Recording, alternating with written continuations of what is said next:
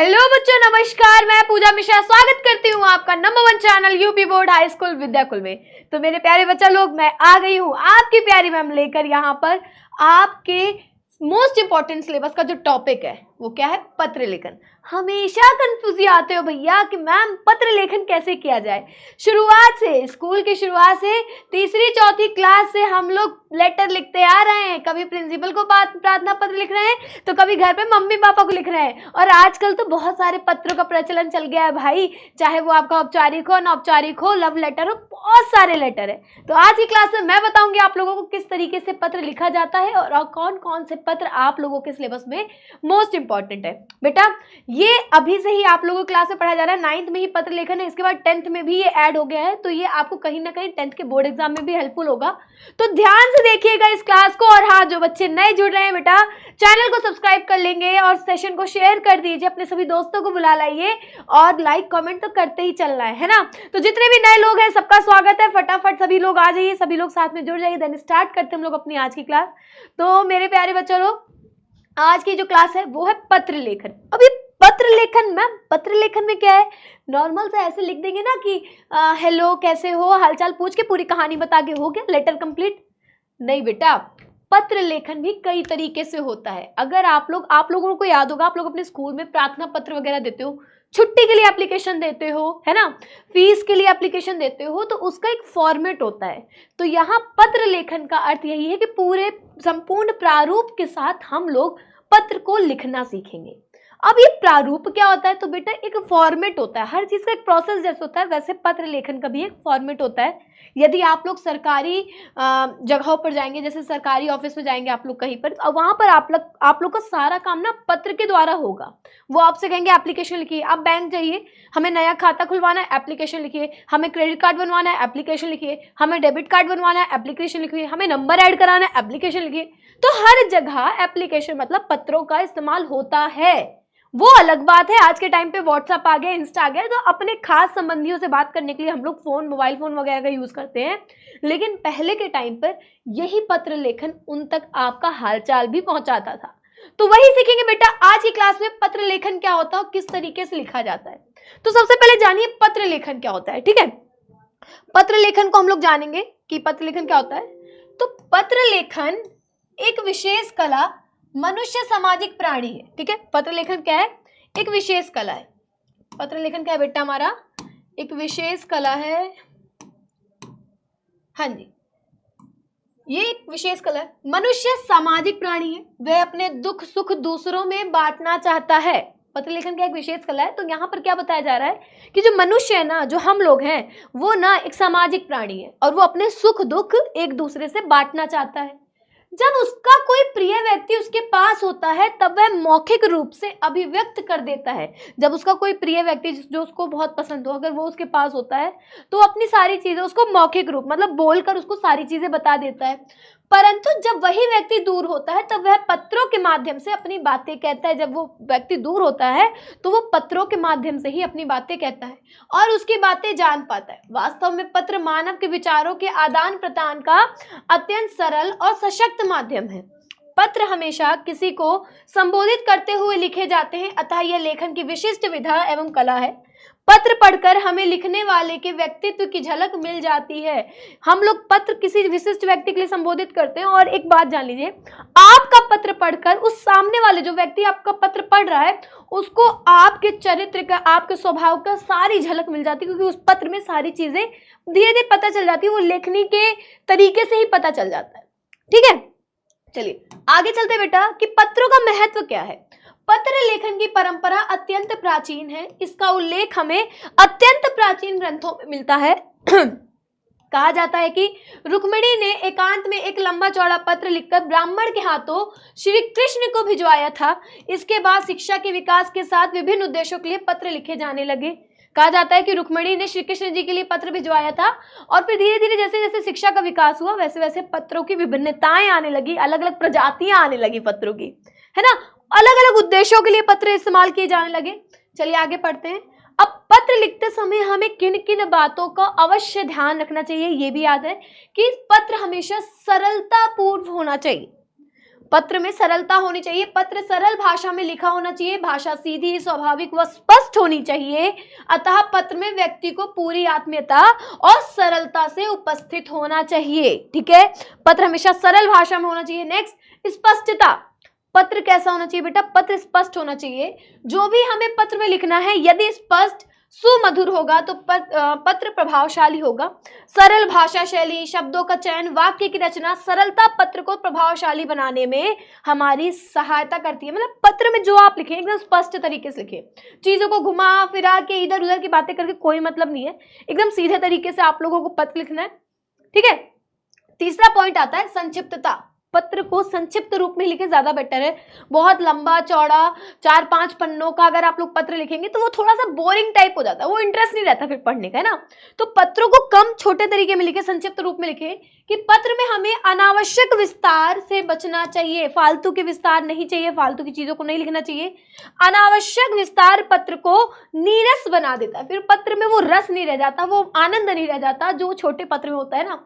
पत्र जितना संक्षिप्त व सुगठित होगा उतना ही अधिक प्रभावशाली भी होगा। नेक्स्ट पॉइंट क्या बोलता है कि शिष्टाचार। पत्र प्रेषक और पत्र पाने वाले के बीच कोई ना कोई संबंध होता है। भाई देखो, अगर आप लोग एक बैंक में भी एप्लीकेशन डालने जा रहे हो या आप किसी को पत्र लिख रहे हो, पर्सनली मैं कह रही हूँ, आप लोग प्रेम पत्र ही लिख रहे हो, तो प्रेम पत्र किसको लिख रहे हो? आपका उससे कोई ना कोई कनेक्टिविटी तो होगी ना, कोई आपका संबंध दोनों के बीच क्रिएट हो चुका होगा, है ना, कोई ना कोई रिश्ता बन गया होगा, तो एक दूसरे की रिस्पेक्ट सबसे ऊपर हो जाएगी, है ना। तो पत्र में शिष्टाचार जरूर दिखना चाहिए। कोई भी ऐसी बातें, कोई भी ऐसी चीजों को देखकर नहीं लिखना है कि जो सामने वाले को बुरी लग जाए। आयु और पद में बड़े व्यक्ति को आदर पूर्वक हम लोगों को पत्र लिखना होगा। अगर आपसे कोई बड़ा व्यक्ति या आयु में बड़ा है या पद में बड़े व्यक्ति को हमेशा आदर पूर्वक लिखना चाहिए। मित्रों को सौहार्द के साथ लिखना चाहिए, छोटों को स्नेहपूर्ण पत्र लिखना चाहिए। ठीक है, शिष्टता आपकी दिखाई देनी चाहिए वहां पर। ठीक है, अगला है आकर्षकता व मौलिकता। अब यहाँ क्या पॉइंट है बेटा कि पत्र का आकर्षक व सुंदर होना भी महत्वपूर्ण होता है, मौलिकता भी पत्र का एक महत्वपूर्ण गुण है। पत्र में घिसे पिटे वाक्यों के प्रयोग से बचना चाहिए।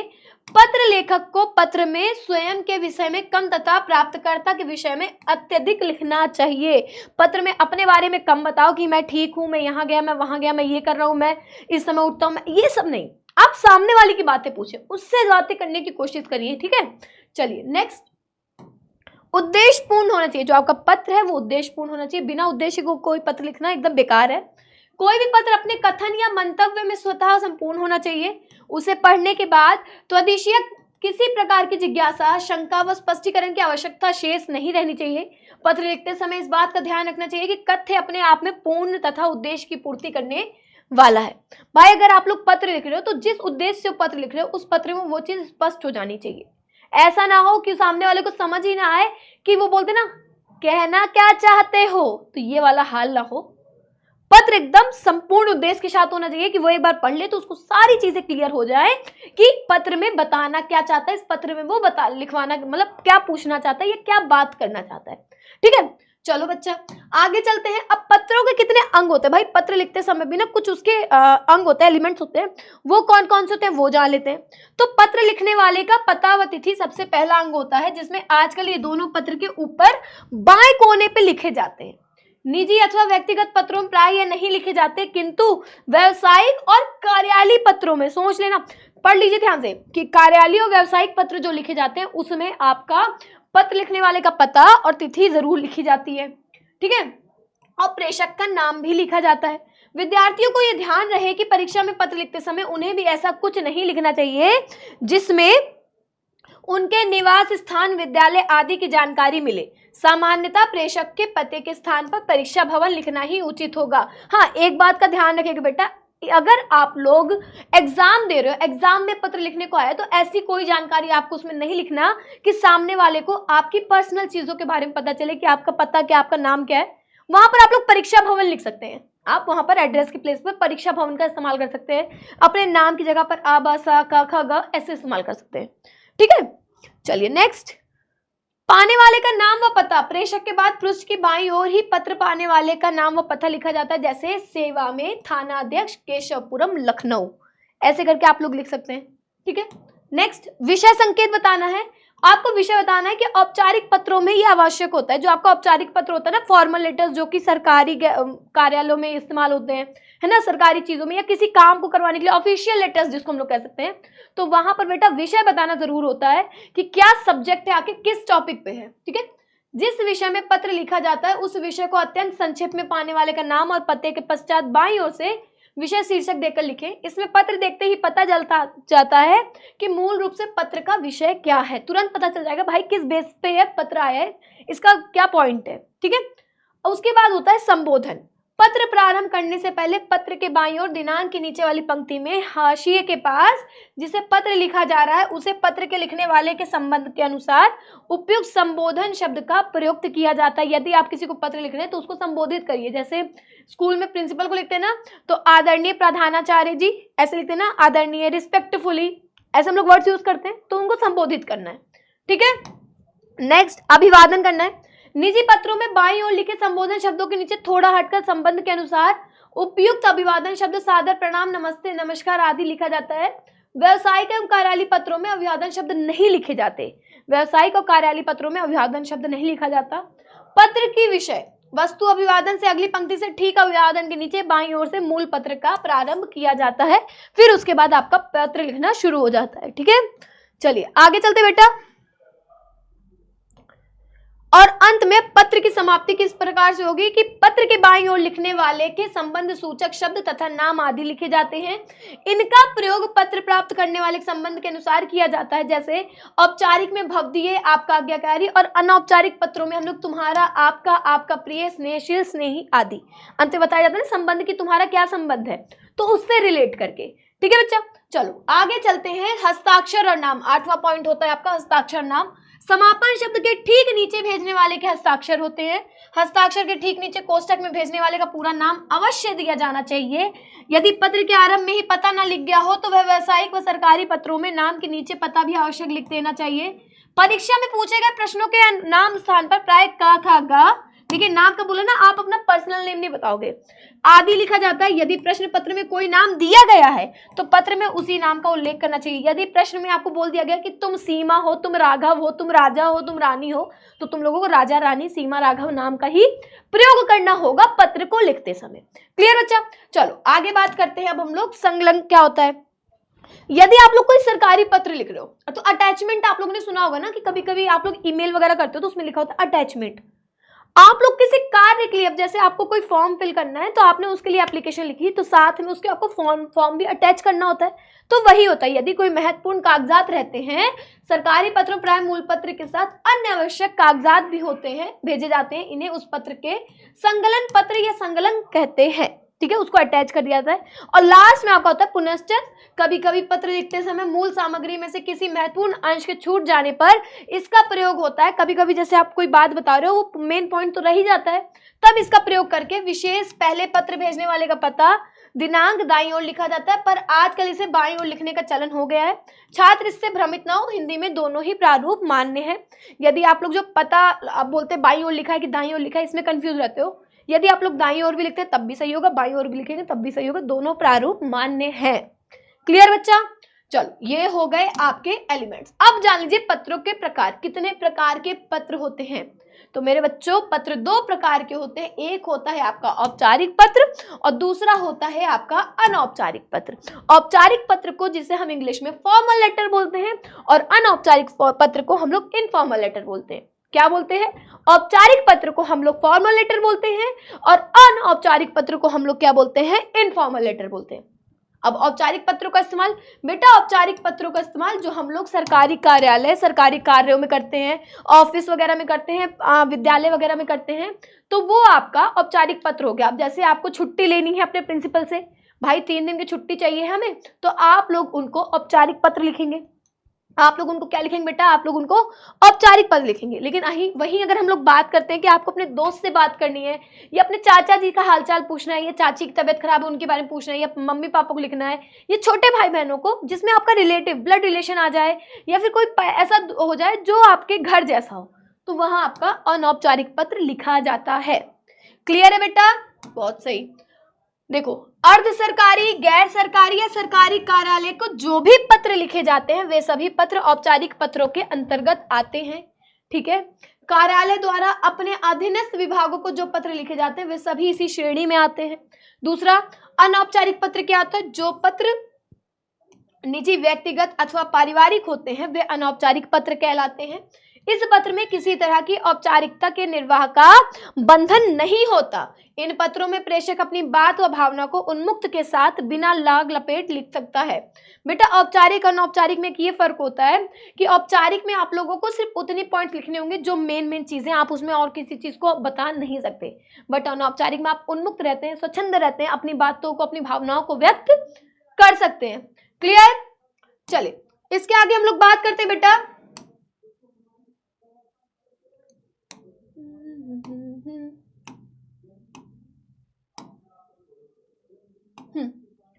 अब यहां पर आप लोगों के सामने क्या दिया हुआ है? आप लोग के सामने बेटा दिया हुआ है पत्र के प्रकार। यहाँ पर किसको किस प्रकार से अब संबंध होता है, किस तरह अभिवादन शब्द का प्रयोग करते हैं और पत्र के अंत में क्या लिखते हैं, वो सारी चीजें हैं। तो यहाँ पर जैसे ये दिया हुआ पत्र, व्यक्तिगत पत्र में पिता पुत्र को तो प्रिय आयुष्मान के नाम से तुम्हारा पिता शुभेच्छु पत्र के अंत में लिखना है। फिर उसके बाद पुत्र और माता के बीच का हो तो पूजनीय माता जी, आपका स्नेही। फिर उसके बाद भाई, बड़ा भाई हो तो आदरणीय भाई साहब, आपका अनुज। ठीक है, मित्र के बीच का हो तो प्रिय नाम और आपका वो, तुम्हारी सखी, तुम्हारा मित्र। ठीक है, अभिनंद हृदय। शिष्य गुरु के बीच में हो तो पूजनीय आदरणीय गुरुजी, आपका आज्ञाकारी शिक्षा। और वहीं पर परम पूज्य स्नेहभाजन। अगर गुरु शिष्य के बीच में हो तो चिरंजीव नाम, तुम्हारा शुभाकांक्षी। वहीं अपरिचित व्यक्ति को लिखा जाए तो महोदय, श्रीमान, महोदय, भवदीय, आपका। ऐसे करके आप लोग, ये पत्र के अभिवादन में शुरुआत में होता है, वो पत्र के अंत में होता है और किसके बीच में संबंध है ये। अगर व्यावसायिक पत्र की बात करते हैं बेटा तो पुस्तक विक्रेता को जैसे हम लोग लिखते हैं तो प्रिय महोदय और भवदीय, आपका, ये लिखा जाता है। ठीक है, कार्यालय पत्र की अगर हम लोग बात करते हैं तो बैंक मैनेजर को श्रीमान, महोदय, प्रार्थी, विनीत लिखेंगे।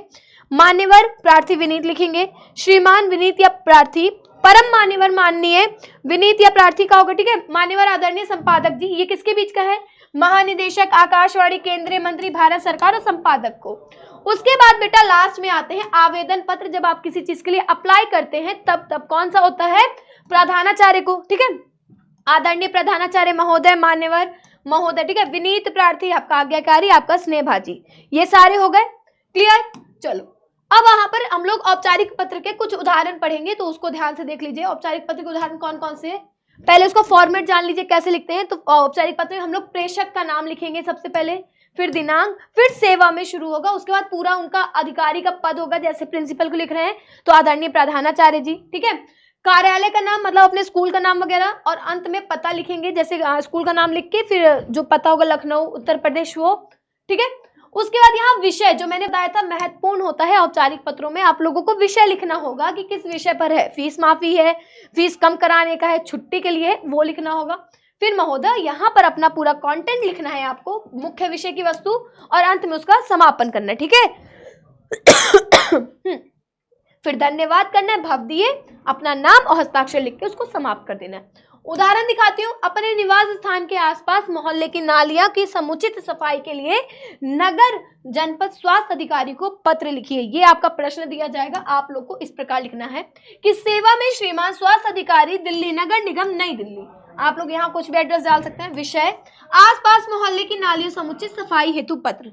महोदय, सविनय निवेदन यह है कि मैं अपने मोहल्ले लाजपत नगर, अपने मोहल्ले का नाम लिखे। ठीक है, रहने वाला हूं या रहने वाली हूं, यहाँ की सफाई व्यवस्था की स्थिति बहुत ही दयनीय है।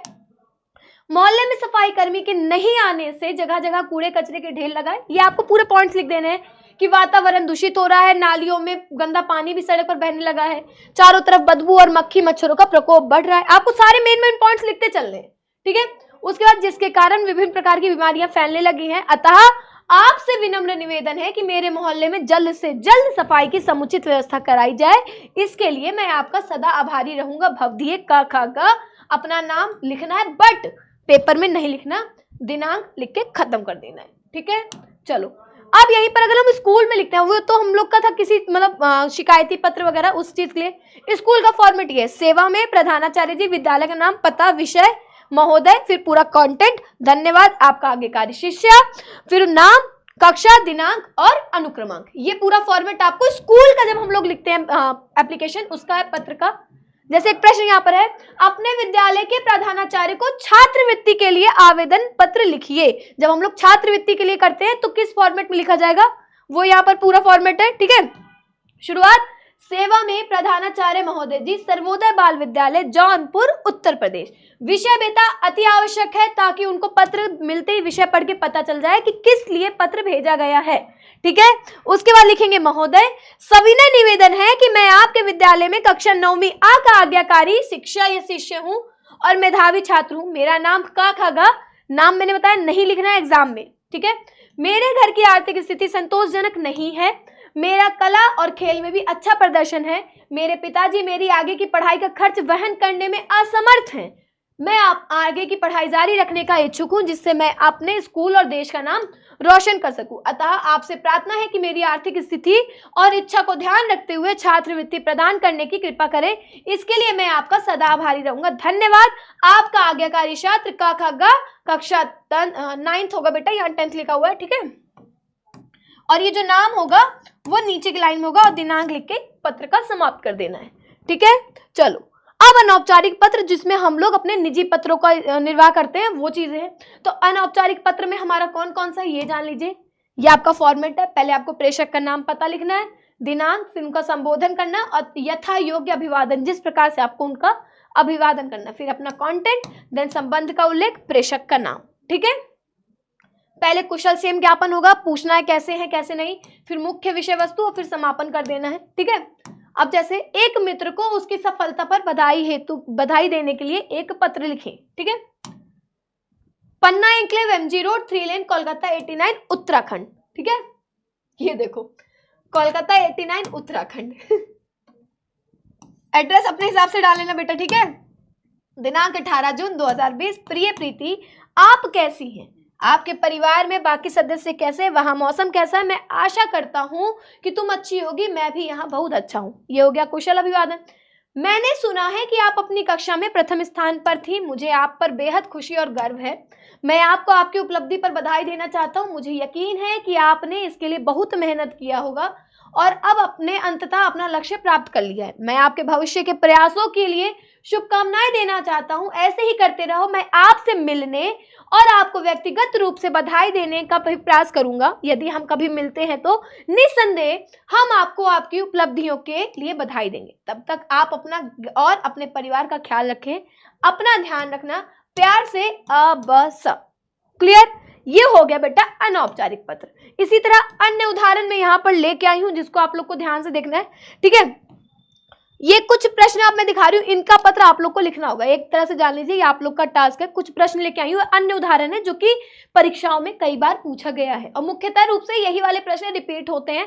तो वही सारे क्वेश्चंस मैं लेके आई हूँ, तो इनको ध्यान से देख लीजिए बेटा और ध्यान से पढ़िएगा। जैसे आपके विद्यालय के पुस्तकालय में हिंदी की पुस्तकों एवं पत्र पत्रिकाओं का अभाव है। मतलब आपके विद्यालय में कुछ पुस्तकें नहीं है हिंदी की और उसमें कुछ पत्र पत्रिकाएं, मैगजीन वगैरह नहीं है, जिसके लिए आपको आवेदन करना है। इन्हें मंगाने का अनुरोध करते हुए अपने विद्यालय के प्रधानाचार्य को पत्र लिखना है। आपको अपने स्कूल के प्रिंसिपल को लेटर लिखना है, पत्र लिखना है, जिसमें उनसे आप लोग को ये अनुरोध करना है, ये रिक्वेस्ट करनी है कि आपकी लाइब्रेरी में, पुस्तकालय क्या हो गया बेटा, आपकी लाइब्रेरी में हिंदी की कुछ पुस्तकें नहीं है और कुछ पत्र पत्रिकाएं नहीं है, जिसको मंगवाने के लिए आप अनुरोध करेंगे। ठीक है, दूसरा क्या है वहीं पर कि अखिल भारतीय वाद विवाद प्रतियोगिता में प्रथम पुरस्कार विजेता मित्र को एक बधाई पत्र लिखिए। अपने एक मित्र को बधाई पत्र लिखना है, उसको बधाई देनी है। किस चीज का? जो अखिल भारतीय वाद विवाद प्रतियोगिता हुई है। वाद विवाद अर्थात डिबेट कंपटीशन होता है ना, तो उसी में उसका अच्छा उसने वो किया है, मतलब पोजीशन आई, उसकी फर्स्ट आई है, तो उसको बधाई पत्र लिखना है। ठीक है, प्रथम पोजीशन पाया ना, प्रथम पुरस्कार। उसके बाद छात्रवास की जीवन शैली विषय पर अपने मित्र को पत्र लिखिए। आप हॉस्टलर हैं, आप हॉस्टल में रहते हैं, तो वहाँ की आपकी कैसी जीवन शैली, आपका दिन कैसे व्यतीत होता है, किस प्रकार का आपका सारा कार्य होता है, तो उसको बताना है। अपने किसको? अपने मित्र को आपको ये सारी चीजें बतानी होंगी। ठीक है, उसको जीवन शैली के बारे में एक पत्र लिखना होगा। वहीं दूसरा क्या दे रहा है कि विद्यालय में खेल कूद की सामग्री की ओर ध्यान दिलाते हुए प्रधानाचार्य को एक प्रार्थना पत्र लिखिए।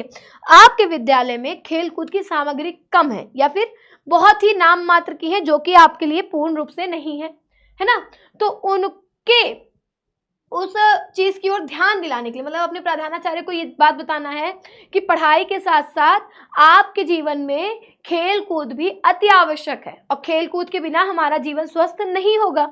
तो उस चीज का ध्यान दिलाने के लिए आपको प्रधानाचार्य को पत्र लिखना है कि खेल कूद की सामग्री भी भाई मंगवाओ, हम भी तो क्रिकेटवा खेलेंगे, हम भी तो बैडमिंटन खेलेंगे, है ना। तो एक पत्र तो ऐसे लिखना है आप लोग को, तो आप लोग आराम से कर लोगे चुटकियों में। नेक्स्ट बेटा, खत्म।